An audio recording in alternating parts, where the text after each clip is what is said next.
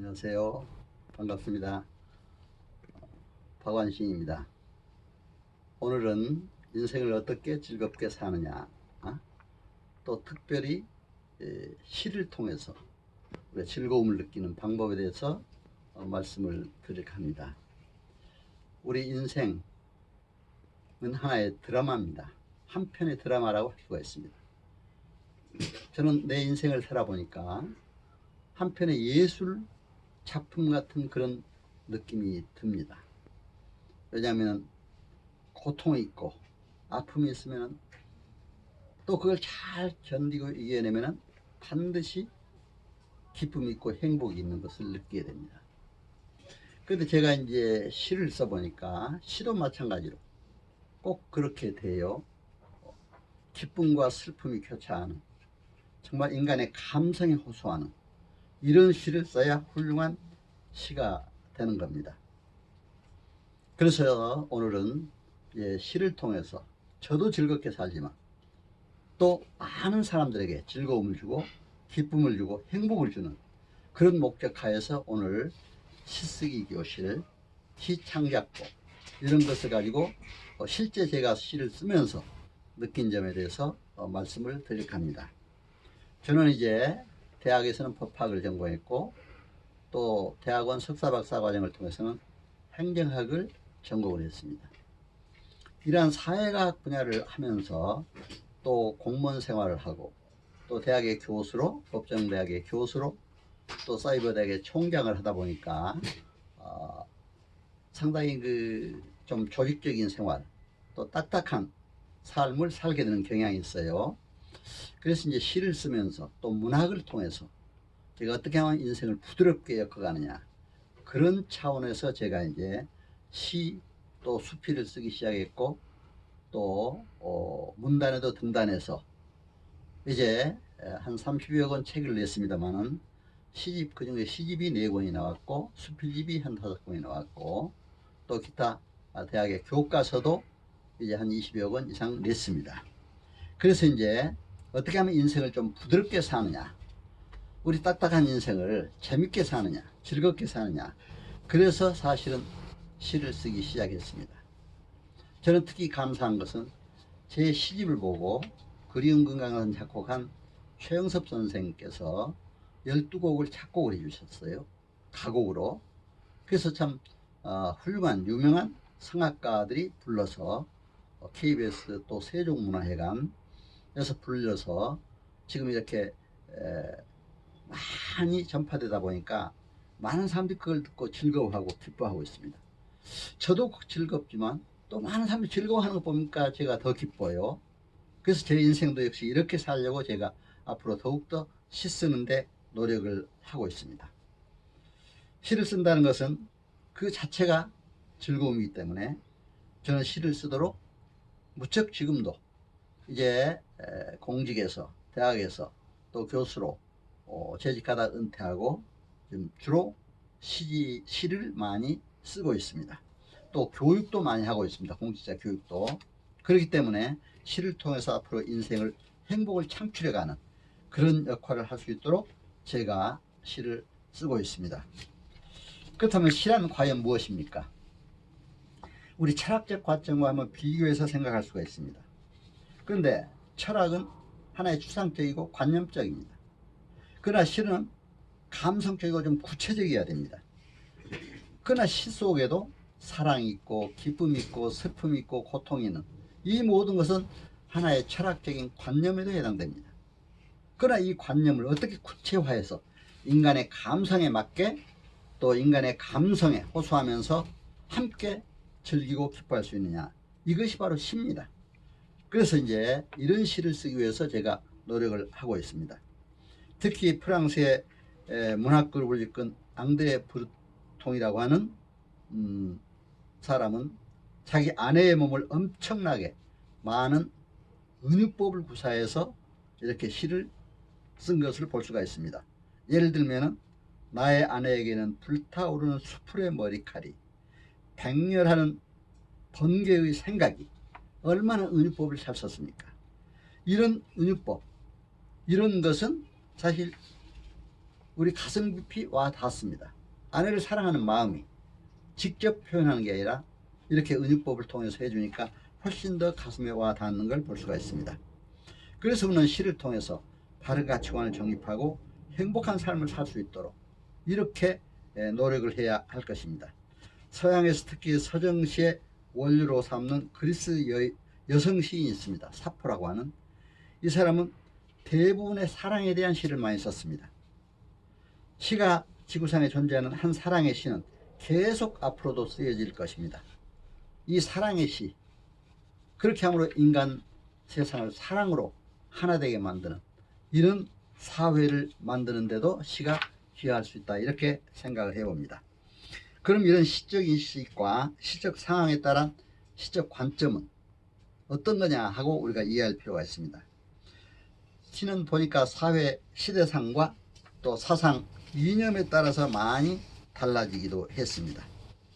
특히 우리나라 시를 보더라도 굉장히 많이 시가 이렇게 시대에 따라서 달라지고 있는 모습을 볼 수가 있습니다. 특히 1920년대는 동인지 시대, 또 자유주의 시대라고 그러죠. 30년대 40년대 오면서 그 시대에 따라서 일제치하에서는 하나의 그 어려움을 겪으면서 시를 썼고, 50년대 6.25를 겪으면서, 또 60년대 이제 4.19와 5.16, 또 70년대 산업화 시대, 또 현재 7, 80년대를 거쳐서 현재 인터넷 시대는 어떤 시가 됩니까?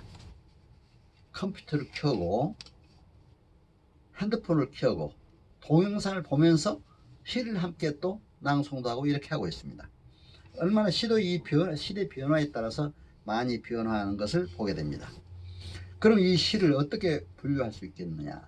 한번 시의 분류를 보면은 서사시와 서정시와 극시로 나눌 수가 있습니다.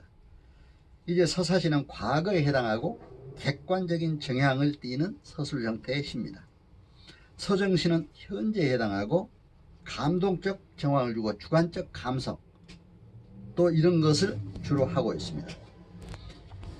서정시는 특히 시인의 사상과 감정을 일반적으로 그리 길지 않게 이렇게 축소제향적인 문장을 통해서 시로 엮어가고 있습니다.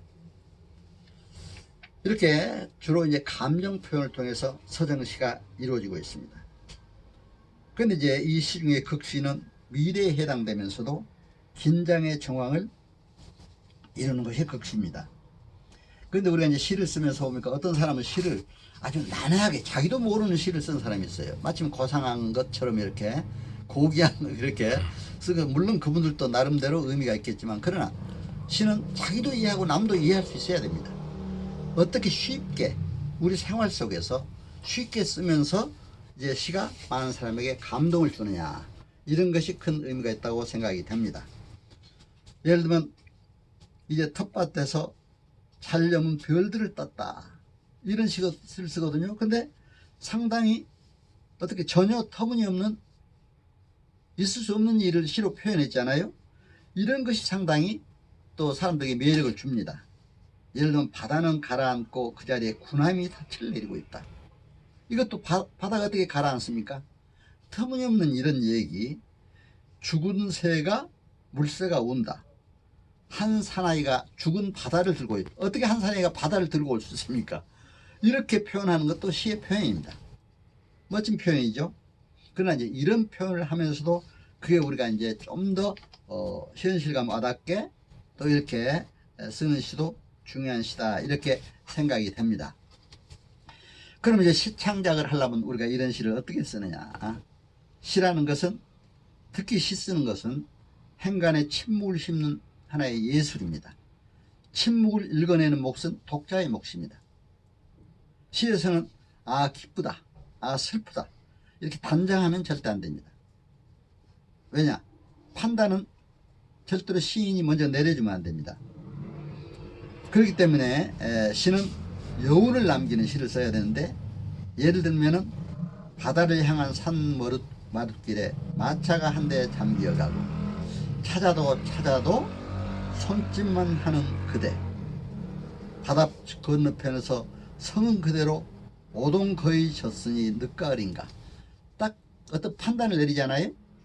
여운을 주지 않아요. 늦가을인가 오동잎이 있으니, 그러니까 이런 시를 참 좋은 시라고 우리가 평가를 하고 있습니다. 시는 말로 그린 절묘한 그림, 시를 쓰는 것은 이미지를 창출하는 고귀한 문장입니다. 그래서 시인은 이렇게 약간의 또 터무니없는 얘기, 약간의 현실적이 아닌 얘기도 씁니다만 그걸 구체화해서 보다 이제 감동을 주는 시도 있다, 이렇게 생각하고 있습니다. 또 시의 언어는 어떻게 표현해야 할까요? 특히 이제 시를 쓰는 그 교수님들은 이 간판에서 시를 찾아봐야 한다. 이제 성신여대 이성교 교수님이 시인이신데, 그분 이제 장로 시인들을 모아놓고 특강을 한 번 드렸습니다. 그러면 이제 그 간판에서 시적 용어가 있다. 이런 햇살 요양원, 무지개 교회, 이 상징성이 있잖아요. 그렇기 때문에 이렇게 하나의 그 시를 잘 구사를 하는 사람도 있다, 이렇게 얘기를 하고 있습니다. 그렇다면 우리가 이제 일반적인 시는 그렇게 쓰지만 특정화된 시, 특정 분야의 시는 어떻게 쓸 것인가, 저는 그걸 무척 고민해 봤습니다. 왜냐하면 저는 또 교회 장로이기 때문에 신앙시를 또 많이 썼어요. 그리고 또 북한 행정 분야로 전공을 했기 때문에 통일과 평화통일과 선교 분야에 대해서 시를 많이 썼습니다. 특정 분야는 그 특정 분야가 잘 드러나야 됩니다. 그런데 드러내야 한다고 해서 너무 직접적으로 그걸 표현해도 안 돼요. 오늘 하나님 믿고 예배드리러 교회 갔다, 너무 직접적인 표현이잖아요. 또 통일, 뭐 북한 선교를 위해서 나는 열심히 공부하고 있다, 이런 직접적인 표현보다도 은유법이나 간접기법을 통해서 하나의 시가 문학의 시로서의 시가 되어야 합니다. 그래서 이런 신앙적 사상, 또 통일에 관한 사상이 은근히 스며들면서도 거기에 문학으로서의 시가 되어야 됩니다. 그러니까 간접적인 방법으로 은유법이나 비유법을 통해서 이런 시를 써나가는 것이 중요한 시입니다. 예를 들면 신앙시를 쓸 때 그대로 표현하는 하나의 기도시가 됩니다. 기도문. 그렇기 때문에 시는 보다 더 우리가 간접적인 방법으로 또 그 내용 분명히 전달을 하되 은유법으로 이런 시를 써야 된다, 그렇게 봅니다. 윤동주 시인은 특히 기독교 시인으로 아주 유명한 분입니다. 어둠 속의 빛, 갇혀있는 곳의 빛. 기독교는 뭐 빛, 그렇잖아요. 어둠 속의 빛을 얘기할 때는 하나의 기독교 사상입니다. 지팡이 덕분에 천리를 간다. 얼마나 멋있는 얘기입니까? 지팡이도 사람이 그건 누구나 다 알아들을 수 있잖아요. 그런데 지팡이는 하나님이 나를 이끌어 주심을 또 의미하고 있습니다. 그러니까 이렇게 표현하면은 하나님이 이끌어준다는 직접적인 표현을 안 했어도 상당히 시적 의미로서의 중요한 역할이 된다, 이렇게 볼 수가 있습니다. 그러면 실제 시 쓸 때 창작하는 실제 기법에서 여러 이제 국문학과 교수라든가 문예 창작과 교수들이 얘기한 얘기를 제가 이제 종합해서 한번 말씀드리겠습니다. 특히 이승하 교수라든가 스승 교수여서 또 신영 용엽 교수라든가 이런 분들이 아주 잘 표현을 아주 했대요. 제가 책을 읽어보니까. 그래서 그런 분들의 얘기한 것과 저 나름대로 생각했던 것을 한번 쓰는 기법을 설명하도록 하겠습니다. 이분들은 이제 시를 쓸 때 비유법을 잘 써야 된다. 비유. 한 사물을 다른 사물과 비교하는 방법입니다. 이런 표현의 방법입니다. 그런데 비유법은 직접 비유하는 직유법이 있고 은유법이 있습니다. 대유법, 인유법 이런 것이 있습니다. 직유는 명유라고도 하는데 하나의 사물 또는 관념을 다른 사물, 관념과 직접 비교하는 겁니다. 예를 들면 무엇처럼, 무엇 같이, 무엇보다, 무엇 인양, 이런 비교입니다. 직유는 유사성의 비교입니다. 직유법의 예로 김영랑 시인의 돌담에 소새기는 햇볕같이, 또 시에서 소새기는 햇밭같이, 같이, 무엇 같이 이렇게 하잖아요. 은유는 동일성의 비교로 이루어집니다. 직유는 비슷한 사물이나 관념의 비교인데 은유는 동일한 두 사물이나 관념을 비교하는데 그 차이가 있습니다. 은유법의 예로 김동명의 내 마음은 호수요, 얼마나 멋있어요. 호수같이 잔잔하다 이거죠. 오 나는 그대의 흰 그림자를 안고 옷같이 그대의 뱃전에 부서진다. 옷같이 하면 같이 하면 이건 직유법이고 옷같이. 그러나 이제 내 마음은 호수여 하는 것은 은유법입니다. 이런 것들을 잘 활용해야 됩니다. 그 다음에 상징의 용어를 잘 써줘야 됩니다. 상징이라는 것은 하나의 형이상학적 실제를 드러내기 위하여 가시적인 것으로 표현할 때 의미하는 겁니다. 아까 신앙적인 시를 얘기했습니다만 십자가 하면 교회를 상징합니다. 예수 그리스도를 상징합니다. 그게 십자가는 바로 이런 기독교를 상징하기 때문에 십자가를 활용해 주는 거. 또 비둘기는 뭡니까? 평화를 상징하잖아요. 평화를 상징할 때는 비둘기 표현을 또 해줍니다. 그래서 이런 시를 잘 비유법을 잘 구사하고 상징법을 잘 구사하는 것, 이런 것들이 좋은 시다. 그 다음에 이제 강조법이 있습니다. 다양한 강조법은 시의 윤활유 역할을 합니다. 예를 들면 빼앗긴 들에도 봄은 오는가, 구름에 달려가듯이 가는 나그네, 이런 것 얼마나 아주 강조법을 하고 있습니까? 여기는 또 약간 과장하는 법도 있습니다. 과장하는 것. 새들은 낯선 거품과 하늘에 벌써 취하였다. 얼마나 과장했습니까? 그렇죠? 새들이 하늘이 얼마 전에 하늘 날다가 취하였다 이거죠. 하늘에. 상당히 아주 좋은 표현입니다. 또 감탄법, 영탄법이라고 합니다. 박종화 시인의 영탄법에는 이런 게 있습니다. 그러나 오호, 이것은 천년 묵은 고려 청자기. 오호한새 감탄사가 나오잖아요. 이런 법도 있습니다. 또 미화법으로 시를 미화해 쓴 것도 있습니다. 예를 들면 우리가 놀고 먹는 자를 예의저 식충이라고 그렇게 표현하면 시에서 표현하면 안 되잖아요. 한량으로 표시하면서 그렇죠? 한량처럼 미화해서 표현해 주는 이런 경우도 있습니다. 또 대조법이 있습니다. 까맣게 젖은 나무 가지의 꽃잎들, 빼앗긴 들에도 봄은 오는가. 이게 대조법이잖아요. 빼앗긴 들에도 봄이 온다니까. 이렇게 대조법도 잘 써줘야 됩니다.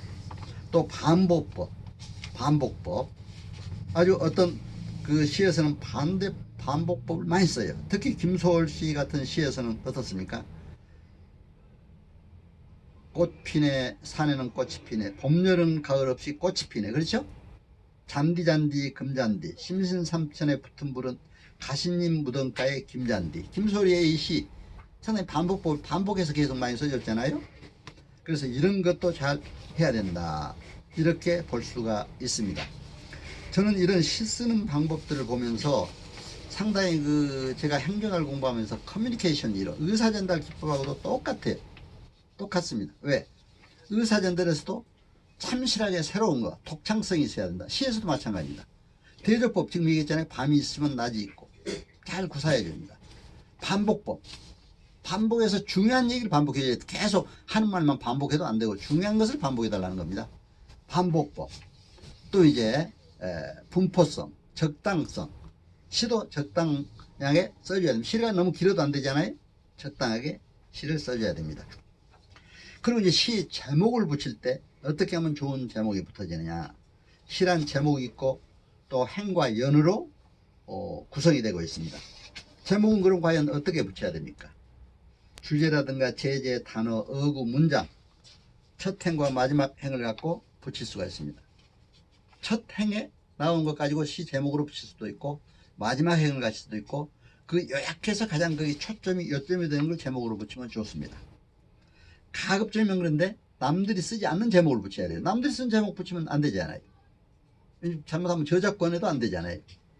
남들이 쓰지 않는 독창적인 제목을 써줘야 됩니다. 현대시의 제목들은 보면은 거창함과 추상적 관념은 별로 원하지 않습니다. 좋지 않습니다. 소박하고 구체적이고 현 생활 속에서 친숙감을 주는 제목을 써줘야 됩니다. 그리고 행이라는 것은 이제 한 줄을 보통 얘기하죠. 시 한 줄을. 그런데 행이 또 너무 길어도 안 되고 너무 또 짧아도 안 되고, 그러나 짧은 것도 괜찮아요. 짧을수록 짧은 건 괜찮습니다. 너무 길어도 안 되죠. 그래야 이제 독자들이 그것을 잘 읽을 수가 있습니다. 우리 행, 연을 한번 구분해 봅시다. 행은 구분의 법칙이 없듯이 연에도 구분이 없습니다. 그거는 시인들이 자유롭게 쓸 수가 있어요. 길게도 쓸 수 있고, 행이 세 개로 해서 한 연을 쓸 수도 있고, 행이 중요한 거 강조했을 때는 하나로, 한 행으로 해서 하나의 연을 또 만들 수도 있어요. 그렇기 때문에 이런 시를 잘 구사하는 사람이 훌륭한 시를 쓸 수 있다. 이렇게 볼 수가 있습니다. 이제 지금까지 시에 대해서 중요성과 또 시를 씀으로써 또 즐기고 기쁨을 누리고, 이 기쁨을 나 혼자만 느끼는 게 아니라 남들에게 기쁨을 주고 즐거움을 주고 행복한 삶을 이루게 한다는 그런 관점에서 시쓰기 교실, 또 시쓰는 방법까지, 제목은 어떻게 붙여야 되고 행과 연은 어떻게 만들어야 되고, 시쓰는 서정시나 서사시 또는 이제 극시 이런 것들에 대해서 어떻게 접근하는가 하는 것에 대해서 말씀을 드렸습니다. 이상 시쓰는 기술 여러 가지 말씀드렸는데 여러분 청취해 주셔서 감사드립니다. 여러분 이 시쓰는 방법 이런 것들을 듣고 보다 더 기쁘고 즐거운 삶을 살아가시기 바라고, 또 행복한 삶을 가시기를 간절히 기원하면서 이상 제 말씀을 마칠까 합니다. 여러분 감사합니다. 건강하시고 행복하세요.